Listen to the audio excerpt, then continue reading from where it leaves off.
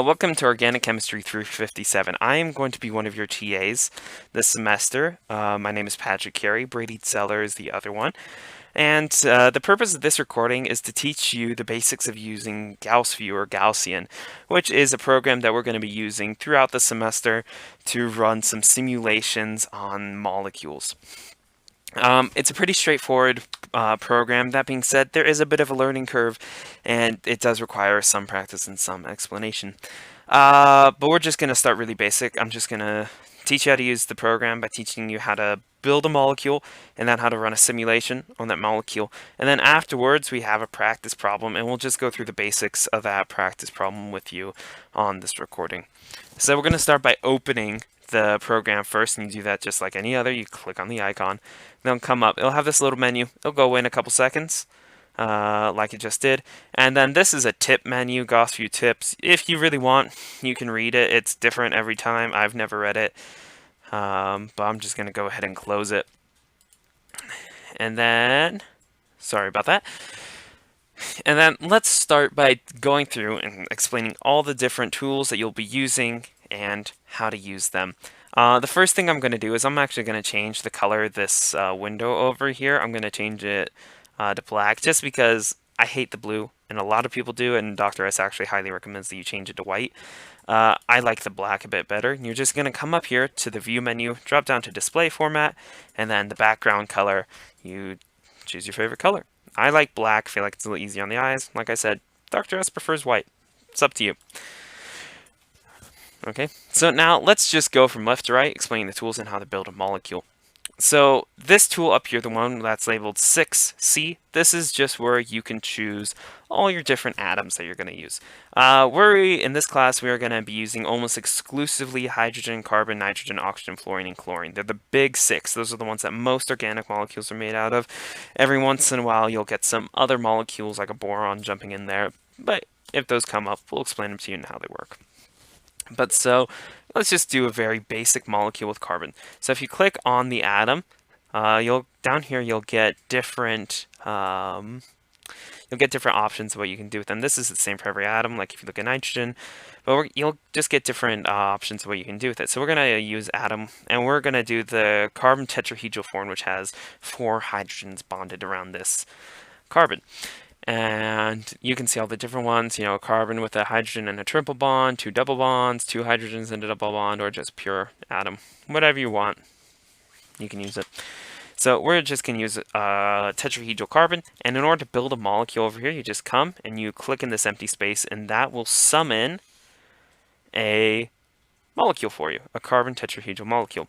Well, what happens if you want to build a carbon chain? What happens if you want more molecules? Well, you just click on the hydrogen that you want to replace with the carbon, and then you can build yourself a nice little carbon chain. I'm just going to create a 4 carbon chain, butane, and then I will explain the rest of the tools over here using this carbon chain.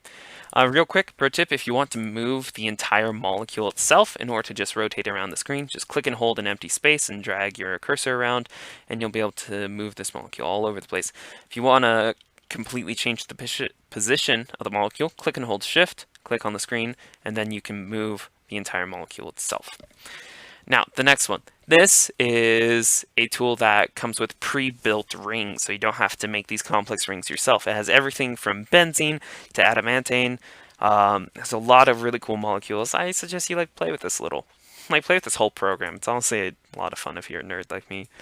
But then, same with the carbons. If you want to put a benzene ring in your structure, just click the hydrogen you want to replace with your benzene ring, and it will automatically show up for you. And I'm going to get rid of this just so that we can run a more simple calculation.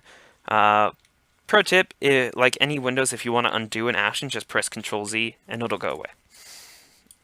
Now this next one, this is for any of the groups, any of the most common groups. This is a formal group, but it's this little icon with the carbon bond to 2 hydrogens and bond to an R. And R, you'll learn, is just a letter that substitutes any bigger group.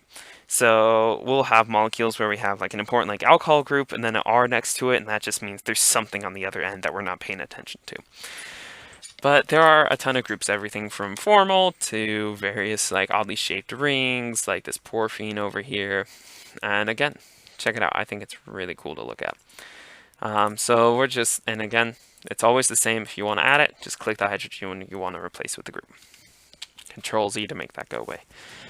These two over here, you're not really going to use. This is for biological molecules. I honestly don't know what this one does. I've never used it.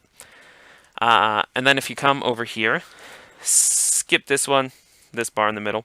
But if you come over here to this one, the icon with the line and the two dots and the arrow floating above it, this is your bonding tool. This helps you control what types of bonds you have between molecules and how long it is. So in order to bring it up, you just select the tool and then you select the two atoms between which you want to control the bond. And they do have to be right next to each other. Obviously, they have to be bonded. But here you can see bond type, and you can have everything from no bond to a triple bond to your various partial bonds. But yeah. So we're just going to come over here and select these two. And then now what we can do is we can also select the distance between the bond length between these two molecules. By controlling the sliding bar, you see if we make the bond length shorter, the distance between the atoms gets shorter. If we make it longer, the distance between the atoms gets longer. These usually sit right above 1. I'm going to leave it at 1.07 for now. And then after we finish going through the tools, I'll explain how to optimize this molecule for the lowest energy conformation. So that's how you use the bond tool. Next, these two tools right here are for controlling the angles between atoms. So this one is for controlling one type of angle between atoms. And I'm not sure how to explain this, so I'll just show you. But what we're going to do is you're going to click 3 atoms. And what this does is this controls the angle between atoms 1 and 3 in respect to 2. So it rotates one of these atoms around 2 to increase or decrease the angle. So you're going to click those 3 atoms in a row, and then down here you can just change the angle between the two, and you can see as I change the angle, the atoms themselves move anywhere from 0 degrees being completely on top of each other to 180 degrees being as far apart as possible. This is a tetrahedral, so it's going to hang around right around 109. So I'm just going to leave it around there for the experiment and click OK. And then the next one for controlling angles is you control the rotational angle between 2 atoms. So this atom and this atom are what we're going to be doing. You do need to select 4 atoms here, because what's going to be happening is you're going to be rotating around this bond. So we click 1, 2, 3, 4. And atoms 1 and 4 are actually the angle that we're going to be controlling. But what it does here is by adjusting this bar, you can see how those atoms rotate around that bond. And this allows us to control the molecule to get it into the most energy efficient conformation.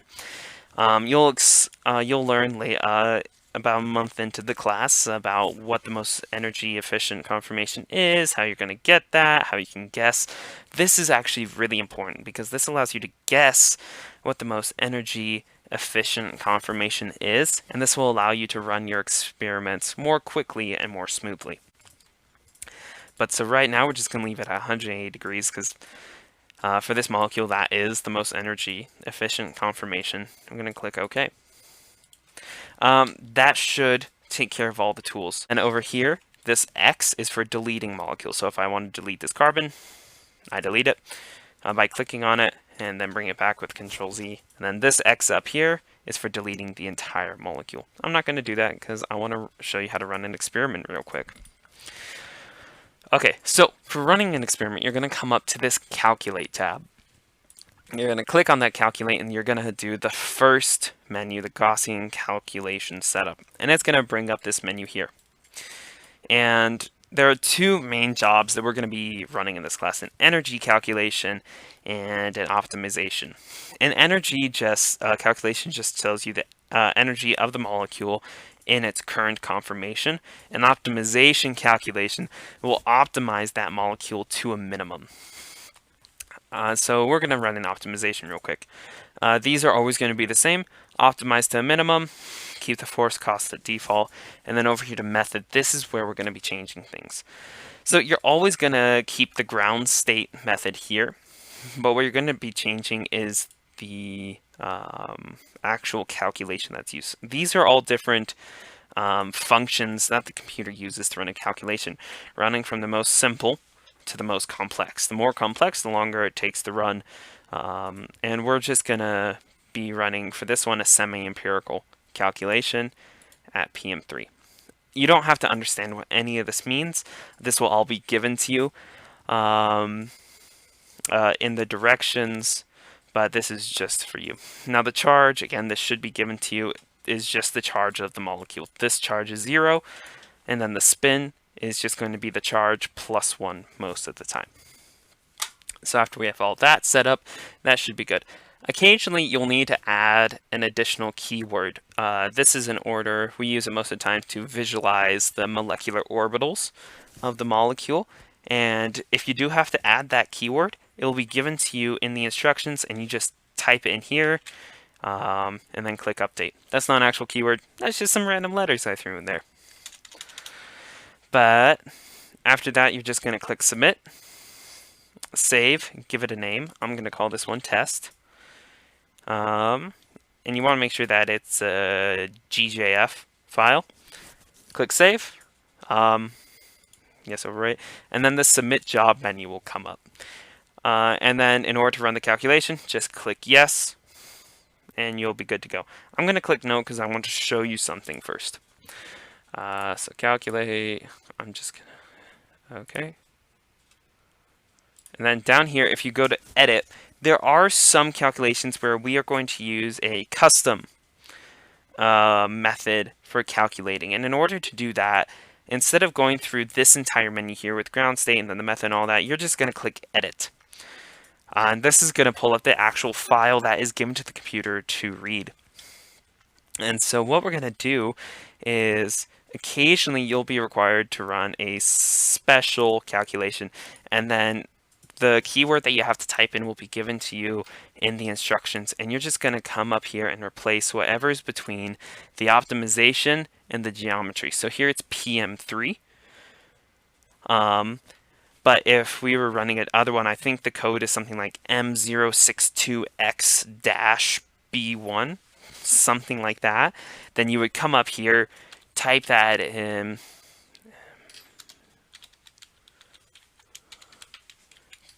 V1, and then you go up to file and click save, and that would help you run an experiment. I'm pretty sure that code is wrong. I don't know off the top of my head. Again, it's always given to you, but that is a lot. That is what you will do in order to have a very specific. That is what you are going to do. That will allow you to run a specific custom job, which we will be doing for some of our calculations. And so now to finish the job, you're just going to click yes, submit. And then it will go through and run the calculation for you. This is a fairly simple calculation, so it should go relatively quickly and relatively smoothly. There we go. The Gaussian job is done. And now what this will do is this will bring up two files that you can open, a check file and a log file. These will also be saved to your computer. But the log file, it just contains less information and it's smaller. Most of the time you will open the log file. The check file is much bigger, and the only time that we'll be opening the check file, which is this first one here, is when we will actually want to visualize the orbitals. So we're just going to come down, open this log file, and it will pull up this. And in order to get the results of our experiment, there are two ways to get that. Either you can just right-click, go to results, and click summary, or you can come onto the Gauss view window, click results and summary. And this will give you all the information that we got from this calculation. But what we care about is the energy here, which in this case is negative 0.046377 Hartree. And Hartree is just a unit of energy that you're going to be using a lot in chemical engineering. What we will mostly be using is kilocalories per mole, and there's just a simple conversion between them. It's something around 627 kilocalories for every Hartree. And so when you're reporting your data, just do that conversion, it'll be fine. Okay, So that is how you run a basic calculation, and that is how you use the tools.